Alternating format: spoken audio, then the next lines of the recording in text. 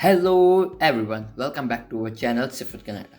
Today's video is regarding how to book your IELTS examination. So I will here inform you how to book the test. Many of you don't know about the IELTS examination. The full form of IELTS is International English Language Testing System, which is required by many universities and colleges all over the world. So here we begin how to book the IELTS examination. Search on the Google www.ieltsexamination ieltsidpindia.com. Click on it and you will directly come to the link on the page of the IDP. I would recommend that it is your choice कि मतलब आपकी मर्ज़ी है कि आप चाहे IDP से choose करें या British Columbia. These are the two companies जो आइल्स के एग्जामिनेशन कंडक्ट कराती है. But I will tell you in this video how to book from the IDP. So here this is a page of the IDP. इधर आप ऊपर देखेंगे तो काफ़ी इनकी इंफॉर्मेशन दिखेगी, like what is a pattern, what is a format, and what's about the IELTS on computer, because there is also practice material, there are test centers and all these. About the main portion कि हमें कैसे book करना है. So here we go. Register for your test. Here it is written select test. You will be given 4 and 5 option and इसमें से आपकी मर्ज़ी है जो आपको कंफर्टेबल लगे. ये basically most of the people या कह सकते हैं most of the students choose करते हैं pen and paper based IELTS.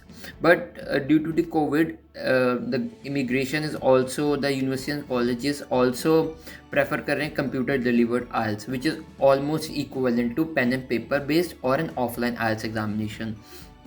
There is also an IELTS for UK visa. There is an also IELTS for live skills. According to your requirement, you can choose your IELTS examination. So here we are booking pen and paper based IELTS. Next वो आपसे पूछेगा कि module कौन सा है.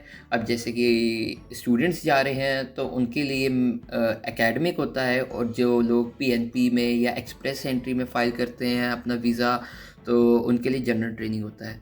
But हम academic का students के बारे में बता रहे हैं तो एकेडमिक में क्लिक करते हैं. फिर उसके बाद वो आपसे पूछता है कि आपकी सिटी कौन सी है. तो इसमें आपको ऑप्शंस दी जाती है. इनके टेस्ट सेंटर्स यहाँ कंडक्ट होते हैं, टेस्ट वो जगह हैं, और जो भी आपकी नियरेस्ट प्लेस हो आप उसमें चूज़ कीजिए. You will have a lot of option here. सो हम यहाँ पर चूज़ करते हैं चंडीगढ़. फिर उसके बाद बुक नाउ. फिर उसके बाद डेट्स आती हैं. ये exam IELTS examination is conducted 4 times a month. तो आपको इसमें ऑप्शन दिया जाएगा, लाइक अगर हम 27th of March का बुक करते हैं तो we will click on it. It's shown available. Then we click on book now. Okay, then these are the terms and privacy policies and declaration terms and conditions. You must read these terms and conditions because it is very necessary, because इसमें आपको बताया जाता है कि क्या as होनी चाहिए, क्या क्या अरेंजमेंट होते हैं. Because of the COVID there are many changes in the conduction of the IELTS examination. इसमें मतलब आपको अच्छे से पढ़ना है. इसके बारे में काफ़ी चीज़ें इन लोगों ने टर्म्स एंड कंडीशंस में लिखी हुई है. आप इसे पढ़ेंगे तो आपको समझ में आ जाएगा और इसे एक्सेप्ट करना है. फिर उसके बाद वो आपकी पर्सनल डिटेल्स मांगते हैं, लाइक आपका टाइटल क्या है. हमने यहाँ पर क्लिक किया मिस्टर, और नेम हम मान लेते हैं XYZ, और लास्ट नेम उन्होंने ऐसा कंपलसरी नहीं दिया हुआ है. उसके आगे ईमेल बोल रहे हैं तो हम ये लिख देते हैं abcdefg@gmail.com. फिर इसके बाद वो आपसे मोबाइल नंबर पूछता है. आप कुछ भी अपना मोबाइल नंबर बताइए. उसमें मोबाइल नंबर फिल करने के बाद ये मैं आपको टेम्प्रेरी एज ABCD करके दिखा रहा हूँ कि आप अपने अकॉर्डिंग भर सकते हैं. यही नहीं भरना, आप अपनी फुलफिल और जो भी डिटेल है वो आप इसमें भर सकते हैं. फिर वो आपसे पूछता है कि आपका पासपोर्ट ID नंबर क्या है. जैसे कि काफ़ी जो उसमें पासपोर्ट नंबर में लिखा होता है आपकी ID नंबर या पासपोर्ट नंबर, आपको वो इसमें लिखना है, जो भी आपका XYZ जो भी होगा आपका. फिर उसके बाद वो आपसे पूछते हैं कि आपका जो पासपोर्ट है वो वैलिड अप टू कब तक है. तो इसमें आप अपना उसमें से देखिए, उसमें लिखा होगा, लाइक फॉर एग्जांपल हम यहाँ पर कुछ भी कर देते हैं. और हमारा वैलिड है 2030 तक। हमने फॉर एग्ज़ाम्पल लिया है, ऐसा कुछ मैंडेटरी नहीं है। फिर उसके बाद वो आपसे पूछता है आपकी डेट ऑफ बर्थ क्या है। इसमें हम एज अ एग्ज़ाम्पल कुछ भी डाल देते हैं, लाइक मेरी डेट ऑफ बर्थ ही डाल देता हूँ मैं इसमें 18th एंड जून 2002। फिर इसके बाद आपसे पूछेगा, फिर आपने अपनी यहाँ पर लिखना है do you have a permanent disability such as a visual, hearing और स्पेसिफिक लर्निंग डिफ़िकल्टीज़। इसमें आपको बताया जा रहा है कि अगर आपको कोई डिसेबल हो या कोई आपको कोई प्रॉब्लम है तो वो आप उसमें मेंशन कर सकते हो, like it is mainly for the special peoples. So अगर आप नहीं हो तो आप इसमें नो में क्लिक कीजिए, आगे प्रोसीड। फिर वो आगे आपको एक पेज में ले जाएगा जिसमें आपको एक बारी फिर से वेरीफाई कराएगा कि आपकी जो आपने इन्फॉर्मेशन दी है वो एक्यूरेट है। आप एक बारी चेक कर लीजिए और ईमेल आपसे कहेगा दोबारा डालिए, ताकि उसी में आपको कंफर्मेशन मेल भी आनी है। तो आप एक बारी प्लीज़ चेक कीजिए।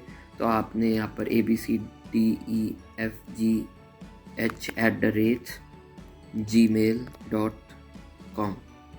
फिर उसके बाद आपसे फिर से मोबाइल नंबर पूछेगा, टेलीफोन नंबर पूछेगा, एड्रेस पूछेगा, फिर आपसे सिटी पूछेगा, स्टेट पूछेगा और काफ़ी आपको इन्फॉर्मेशन फिल करेंगे। फ़र्स्ट लैंग्वेज क्या है, आपको इसमें ऑप्शन दी जाएगी फ़र्स्ट लैंग्वेज, जैसे कि आपकी हिंदी है तो हिंदी लिख दीजिए, पंजाबी है तो पंजाबी लिख दीजिए। फिर आपसे पूछेगा ऑक्यूपेशन क्या है, तो अगर आप स्टूडेंट हैं तो आप अपना स्टूडेंट ही फिल करेंगे, और अगर आप कुछ और हैं तो आप अपना वो देख लीजिए, जैसे कि स्टूडेंट है तो एजुकेशन।